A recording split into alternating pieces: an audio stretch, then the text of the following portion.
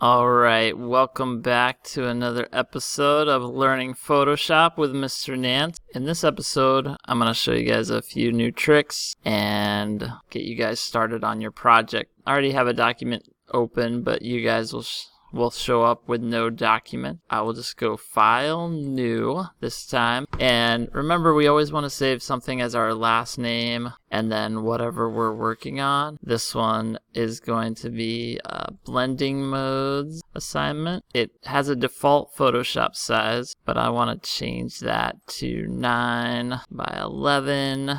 And I want to change my resolution to 300, and this is going to be eventually something that I might print. So remember, I want to change this to CMYK color, and everything else looks good. Make sure this is inches, not pixels or centimeters or anything like that. Then click OK. So now I have my document. Now what I want to do is put some images in here. There's a couple different ways to do this. We can go up to the File menu, click on File, and we can click Place. And then I would have to go through each of my libraries or my pictures and find the image that I wanted to use. But let me show you guys a quicker way. Okay, so if I cancel that, and remember, if I hit the Windows button and the right, it'll slide over to the right, and then I can click over here. Remember, in Google Drive, it automatically stores anything you've uploaded to Google Classroom. So if you guys are ever in Google Classroom and you guys want to get to Google Drive, just go Google App and it should be right there. If it's not right there, scroll down, find it. And remember, you guys can move these apps around, place them where you want them. Let me go back to Google Drive here. It'll probably pop up with Priority or My Drive. I just went to Recent and it has a little bit more clear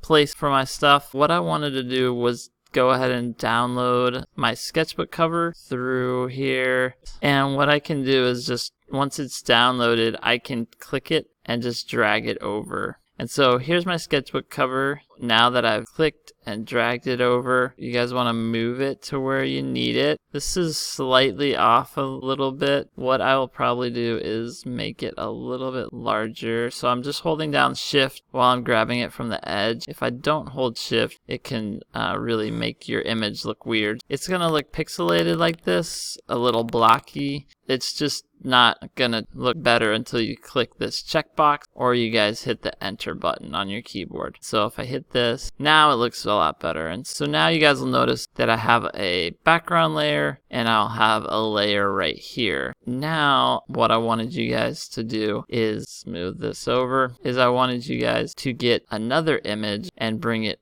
on top. And so if we want to place another image on top, like I said, we can either go File and say Place, or we can also go down here. I've already downloaded an image that I wanted to use, but here we go. Okay, so if I click on this, this is the image I want to use. So let me download it. It's downloading right here. When it's done, I'll simply just drag it over here. Now you might ask, well, where was my other sketchbook image? It's right underneath. And so just like on our sketchbooks, if we would have glued something right on top, that's what it's like, except we didn't glue it, so we can move it. What I want to do is place it directly over. Remember to always hold Shift when you put it on top. So I'm gonna enlarge this a little bit and make sure it's the full size of my image. And then remember, I can either hit the checkbox or just hit enter on my keyboard. If you guys are ever doing this, working like this, you won't see that check mark up here, so you'll just have to hit enter. And remember, it won't let you do anything else until you click that. So over here, you guys can see that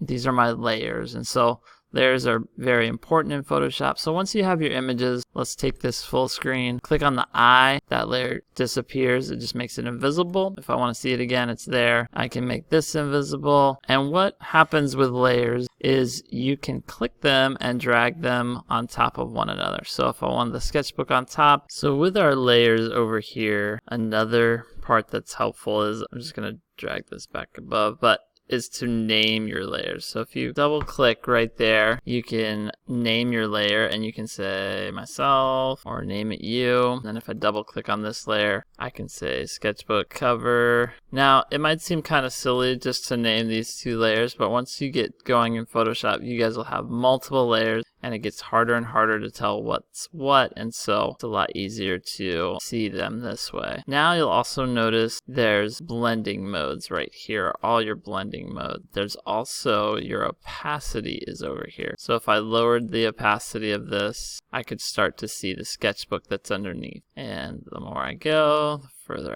And then I can bring it back. And so each of these blending modes does something different, and you can also adjust your opacity.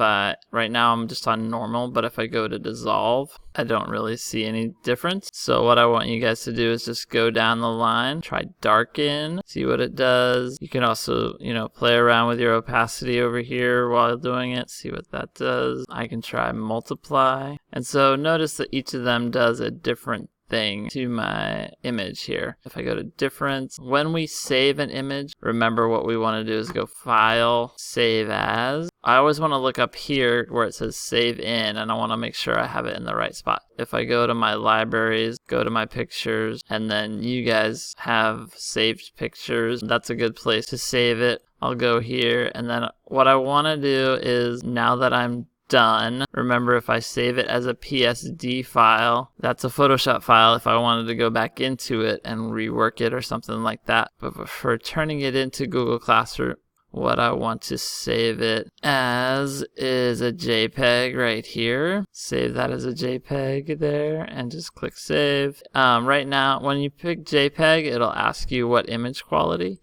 You guys want to go here and go maximum image quality. And notice that changes the size. So if I said high, it would change it to 3. I want to change it to maximum and say okay. Then remember, you guys always want to upload that to your Google Classroom and make sure you turn it in.